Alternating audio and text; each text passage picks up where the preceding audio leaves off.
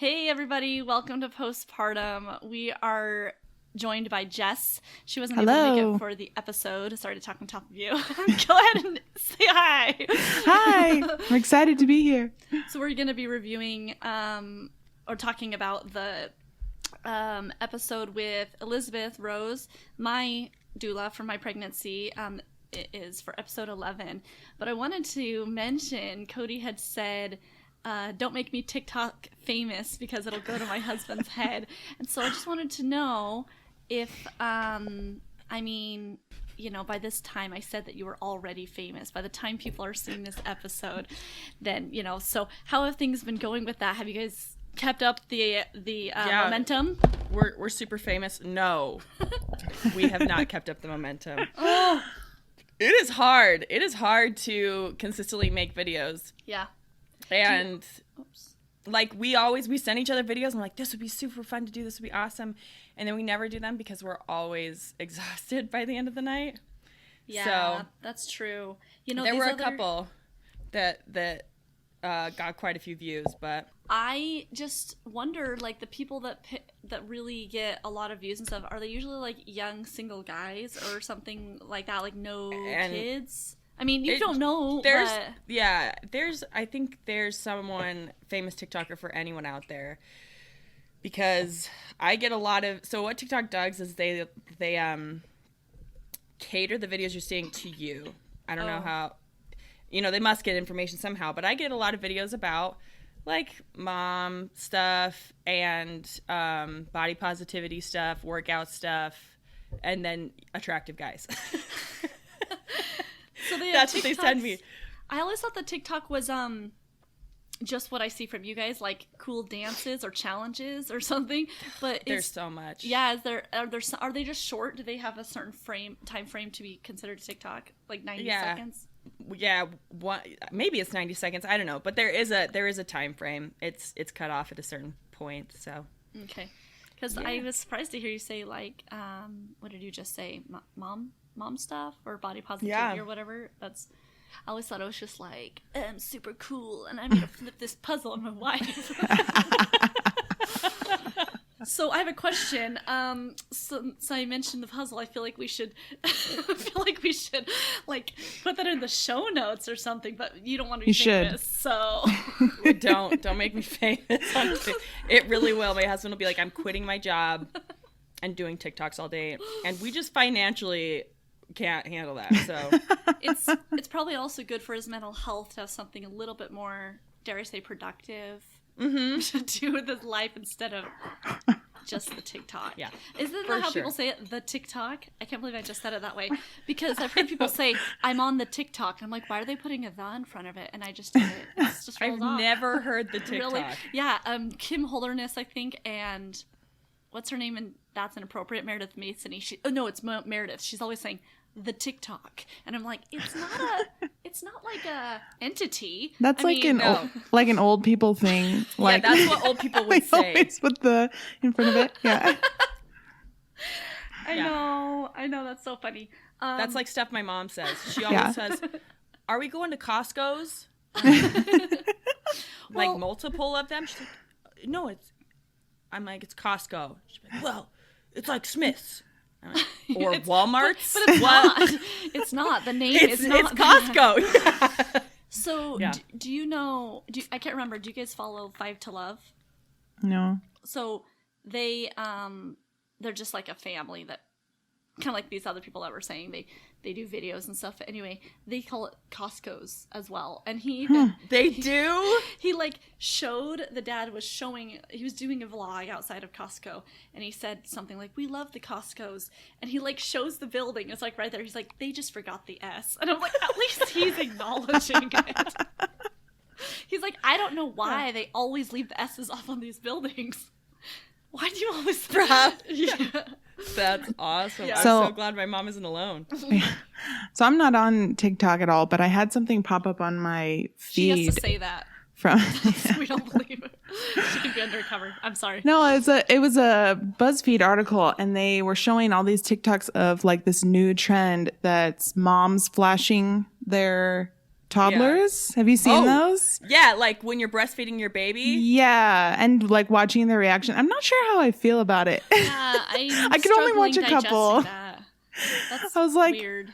Yeah, it's kind of strange. And this, I am not a fan of the song that they're doing it to. That's like the popular, whatever. But I don't know. I just thought it was like so weird. I don't even know the name of it. Oh, how did you find it, or how did it get sent to you? It was just a BuzzFeed, article saying like, look what people are doing, and I watched 2 of the TikTok videos, and I'm like, I'm done. This is weird. Yeah, I guess it depends how old toddlers are, because what just happened? Sorry, I was trying to write a note for later for show notes, and because to me a toddler's like 3, and I mean that's for our long. I don't know what you say. There's big enough time probably after you're done nursing, and some probably not all moms nurse, I know, so maybe they're like, what's going on? But I just feel like it's not maybe old enough that it's weird to them, Yeah, the ones I watched, they weren't super They were old. young. It wasn't like 5-year-olds. Yeah, it was like Yeah. Emmett's age. Yeah. 1 to 2-year-olds. Yeah, that's like I don't know. I said, like I I can't didn't really care. process that. I just mean like I don't know why it would be like a thing, because I feel like they'd just be like, I know what those are. They just Because get they really excited. Yeah. Oh. Emmett Yeah. does that too. If I'm wearing like a swimsuit, Oh. I did this the other day because I went over to my sister's house and I was wearing a swimsuit top, and he was like, oh, like easy access to milk. The whole time he was trying to pull my boob out of my shirt, and I was like, dude, we cannot do this at swimming pools, so I'm glad we addressed this right now. Yeah. That's a big no-no for me.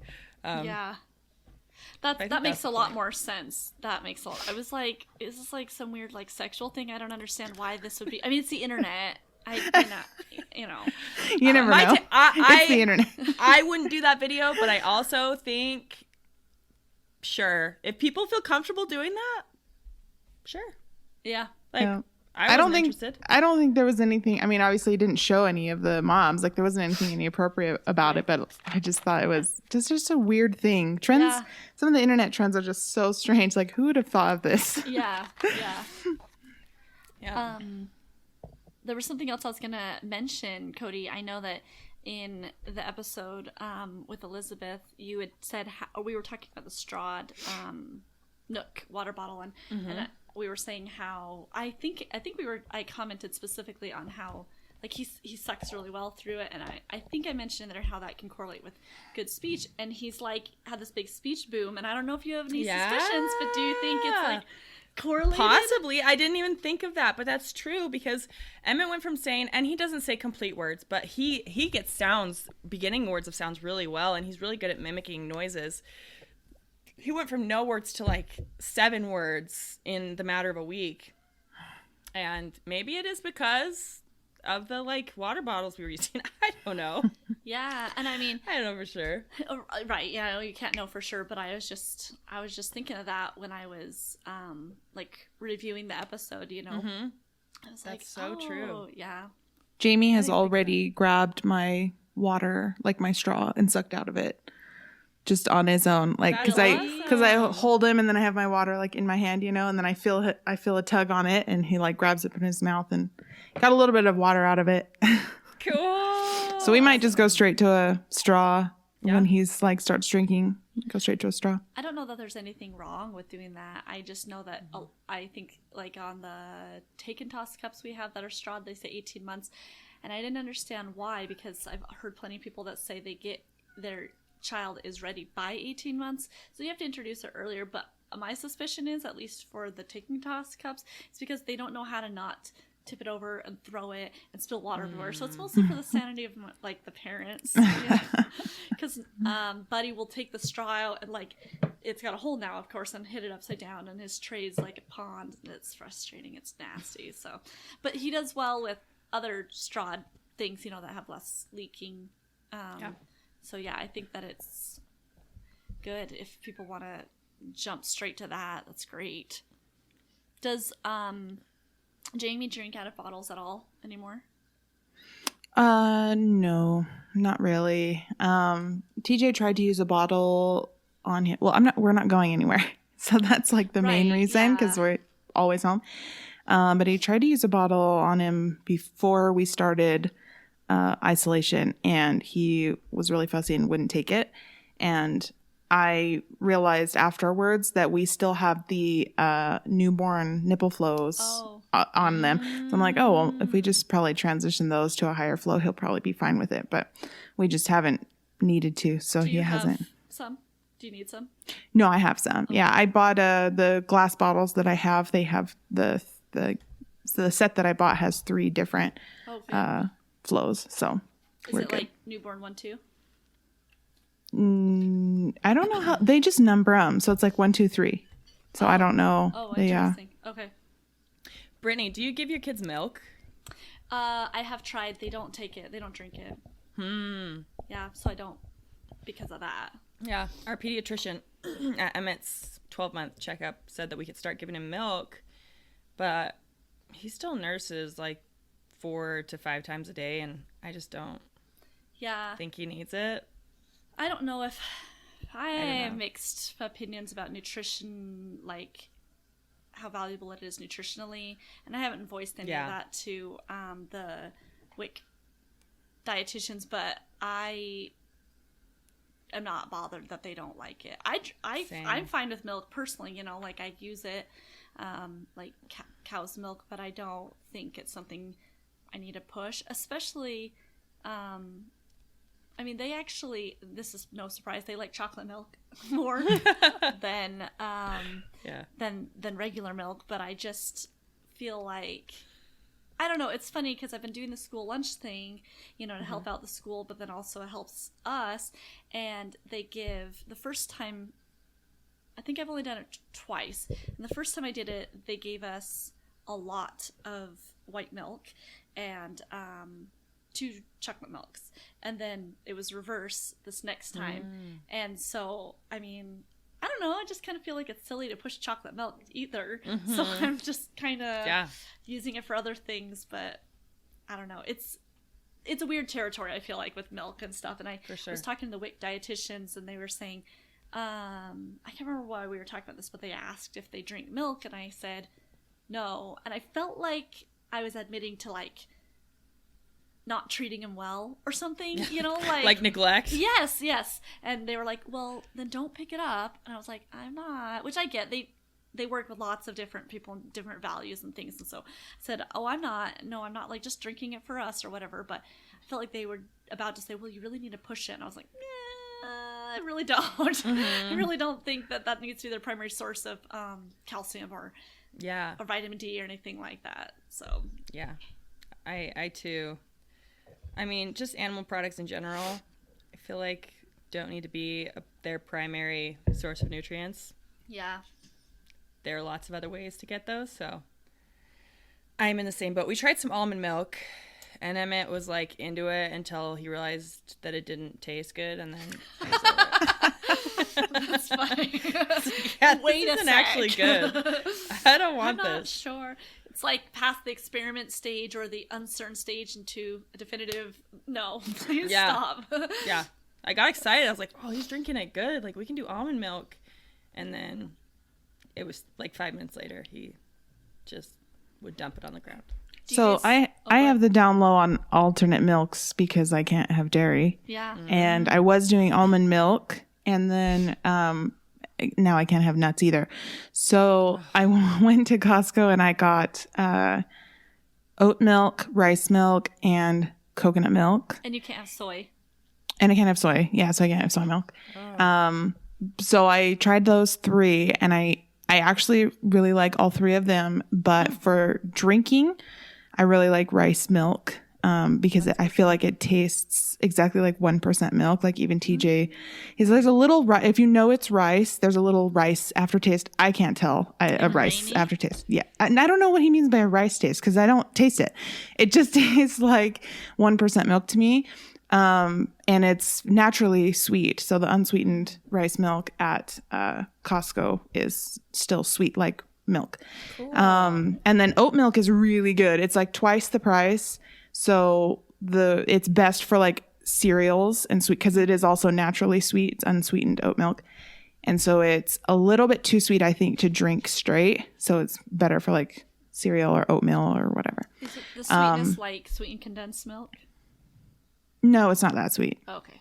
Yeah, it's just a little sweeter than normal milk, and like it definitely vanilla almond milk. Kinda. Yeah. But it definitely tastes like oats, which is another like reason why it's specific. So you get that kind of oaty flavor. So I wouldn't like drink it or use it in cooking. But the coconut milk actually is not sweet at all. It just has the milk kind of consistency. And so I use that one in cooking for like sauces and stuff. So all three of them are working really well. But I'm definitely surprised by the rice milk, and I'll probably continue to get it. I've had coconut milk and I did not like it. But sweetened or unsweet? Oh, like a drink? Yeah. Like, I drank it because I thought it was like a popular thing. Bought some. Or was it coconut water? That's what I was going to ask. No, I did both. I tried both. I hate coconut water. I did not like either. Coconut water is a punk situation. Like, like it's punking you. I thought it would taste like a pina colada, and instead it tastes like nasty. I don't even know. Yeah. Like 99.9% water with a hint of salt. I don't know. I don't know. Yeah. I feel like anybody who says it's good or like pushes it, not for health reasons, like they're actually saying it's enjoyable to taste, is either being paid by somebody, like they're an affiliate or something, or they're in cahoots with like, I don't know, this big old thing to punk everybody and be like, let's see who. Yeah. It's an acquired taste. Yeah, maybe they have different taste buds. Yeah. Hopefully that's it, but I don't know. 3 out of 3 not like it. It's pretty good odds. I've been having a lot of coconut products though, because when you can't have nuts or soy, coconut is like the best. So I've discovered some really good coconut products, not coconut water, but like So Delicious makes a coconut whipped cream. That's like from coconut cream, and it's amazing. The whole family had it and they're like, this is so good. So. Oh, good. Did any of you have any thoughts on the second part, like with, I know that Jess, you didn't have a doula, but Cody, you did. And I was actually interested in knowing if there was anything in preparation for labor. I know you had like almost a false start, like you went and then you were sent home from the hospital. Yeah, not because I was in labor, but just because I was losing my mind. Well, no, but I thought that you were also, that was when the meconium had come up. Was that after you went the first time? No, so my pups were getting so bad that I wasn't sleeping at night, and I was like, please induce me, get the baby out. Right. And they're like, you're not having contractions, we're going to send you home. So that was rough. When you were sent home, were you already, I'm sorry, not already, were you, like you had gone to the hospital asking to be induced, in your mind expecting to go deliver at the hospital, but then you went home. Did you resume the plan to deliver at home until the meconium situation? Yeah. Okay. Yeah, because we knew they weren't going to induce me. Yeah. I mean, I wasn't 2 weeks overdue, which is basically what they said I needed to be unless I had planned with a doctor beforehand, and I had not. Mm-hmm. And so because that's where we were at, we said, if we have our choice, induction at the hospital is not a choice, then we'll choose home birth still. Yeah. So did you think, or was there anything, I know that Elizabeth talked about some techniques like rebozo or different things. Was there anything that you remember your doula doing either like months before or even just like in the few days before you delivered that was helpful, relieving pressure, anything? I didn't notice a lot of pressure. I think we did a lot of things to try to induce labor because making me comfortable just wasn't realistic at that point, because what we needed were the pups to go away, and for the pups to go away, we needed to have the baby. So we worked on a lot of things to put me into labor. We did a lot of acupressure techniques. We did a lot of yoga techniques. We did different foods and teas and all the things, spicy foods, sex, baths. What's acupressure? Sorry to interrupt you. No, that's okay. Acupressure is basically finding points on your body that connect to other parts of your body, like your uterus, your circulatory system, and applying pressure to those points to help stimulate those parts of the body to start to, I don't know, like to start the labor process. Right. Okay. Yeah. So there were 5 or 6 different ones that we did, and we did those throughout the day too. My doula came over and we worked with Eden to learn and review some, because he knew some of them because he's a massage therapist. But we reviewed those, and then we just did them throughout the day and throughout the night. That's good. So do you think that, I mean, I know she was there at the hospital, your doula. Do you think, is there any way to, I don't know if there'd be a way for you to explain it, but if you can try, how different of an experience do you think it would have been if you didn't have her at the hospital? I think I would have been a lot more unsure of what was going on, because I think when things would come up, she would give me a lot of confidence. When they would come in and change my position and not tell me why, or just give me a really vague, unsure reason, they would leave and she would say, okay, this is what they're doing. This is not something to be alarmed about. It happens. Here's the course of action that they may take. Here are your options with that, with their course of action. Also just, man, she was in it. Like my doula, Eden, and my mom and my niece, they were all working super hard to help me. Well, before I got the epidural, to help me get through those contractions, they were applying counter pressure and doing pressure points and helping me breathe. A lot of things, and getting different things. We tried the ball at one point. Just she brought a little fan. This saved me, which sounds crazy, but I was getting so hot because you're delivering a freaking baby, right? Yeah. And my pups, they would just get so itchy with heat. And so every time after the contraction, as I would collapse, I would just like point to places that were itching like crazy, and they would fan the spot and fan the other spot, and then ice pack, like we'd go from ice pack to fan. And it was a very intensive labor for everyone. I mean, sounds like you needed that many people. I did. I really did. Yeah. There was so much going on. And also there was a point when I was pushing that I was just so exhausted and nauseous and just getting a little discouraged. And she like whipped out this little thing of honey, and she's like, eat some honey. And I was like, I don't want to eat honey. And she's like, trust me, eat a little bit of honey. Just eat a little bit of honey. And so I ate the honey, and it was so nasty, and I was so mad, but I'll never forgive you. Like, how dare you? This is so gross. I've already suffered so much. Understandable to be upset. But I, in retrospect, I think it was that little bit of sugar that helped me keep going, which sounds crazy, but like 10 minutes after I got that honey in my system, I was able to like start going again and stop feeling so discouraged and push his ginormous head out. So that, yeah. I think there was a lot. Doulas do a lot more than I think people realize. Yeah. And provide a lot of support physically and emotionally.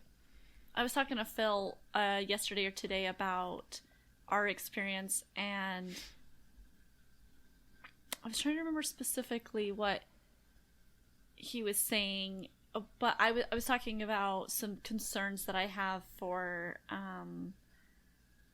a potential next pregnancy, and how I was worried if I had to have another C-section, and just how valuable I thought. Oh, that's what it was. I was saying I was very bothered that Elizabeth couldn't be in the OR with me, and I understand that hospitals have protocols, but I don't believe that those protocols are usually for the best interest of the patients. I believe they're the best interest of the hospital, which I understand. You can't functionally run by accommodating every single person. Like, I get that logically, but I know that I felt like I had a disservice because she couldn't come in.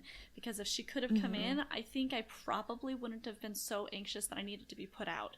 And I probably would have been, had a lot more fond feelings about, because one, I'd feel like I had a second voice when she could kind of interpret Brittany crying or whatever. And then also because she had a way of soothing me or convincing me. And that's what Phil had pointed out, that he said, he said, no offense to you, but I could tell that you didn't believe me when I would say something like, it's going to be okay. I'm like, how would you know, fool? And Elizabeth's like, it's going to be okay. I'm like, okay.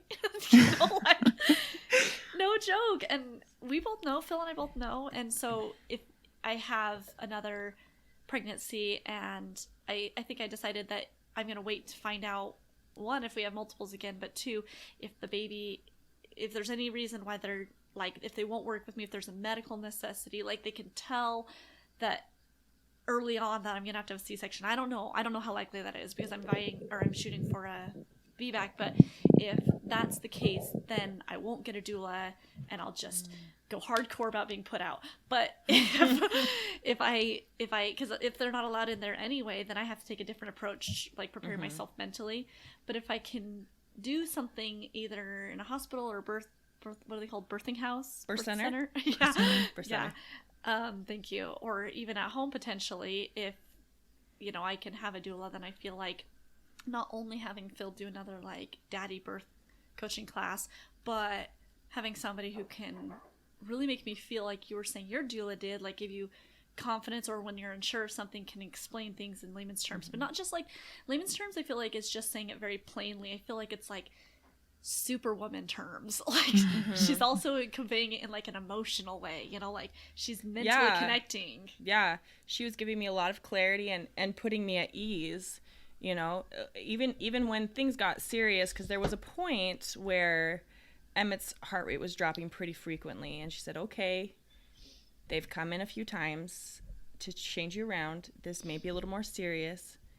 We're not going to look down that direction yet, but it's important to realize that might be where we're going. Like a C-section or what? Yeah, oh, okay. Yeah, a C-section. We may be heading down that road, but we're not there yet. So we need to really focus on continuing with this end goal in mind, getting the baby here safe. And right now that looks like a vaginal birth, right? Yeah. But if that changes, we'll deal with that then. I think a lot of that refocusing where we were at. Yeah, staying present, she did a lot of, and I think that was very helpful. Yeah, that's awesome. So, well, in our last minute before we end, is there anything else either of you would like to comment about this episode? No. Okay, well, it was a good one. Yeah. Yeah, it was good. I liked She's it. Great. Thank you, everybody, for tuning in today, and we hope that you enjoyed not only the episode with Elizabeth, but also this postpartum. And if you have any questions for Elizabeth specifically, you can reach out to her either on social media or at her website. Her handle, I guess, is what they're called. I'm like, what is the username? I don't know. Traveling yoga. It's traveling with 2 L's. Traveling yoga teacher.